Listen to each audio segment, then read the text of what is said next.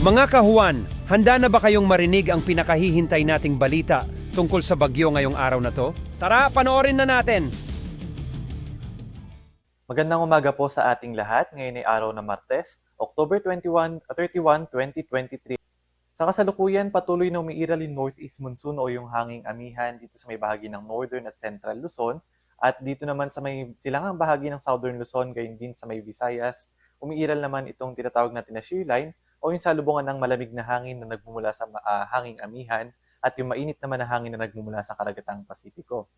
Samantalang ito namang low pressure area na ating binabantayan ay huling namataan sa may layong 470 kilometers sa may silangan ng Virac Catanduanes at nananatiling mababa yung tsansa nito na maging isang bagyo within the next 48 hours bagamat lalapit po ito sa may silangang bahagi ng southern Luzon, particular sa may Bicol region. Bagamat paglapit nito sa may Bicol region, mataas yung tsansa na mag-dissipate ito at sa mga susunod na mga araw ang iiral na lamang ay itong tinatawag natin na shear line.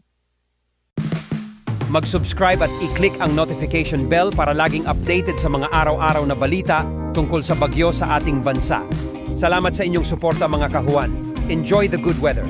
Abangan ang aming next bagyo update video.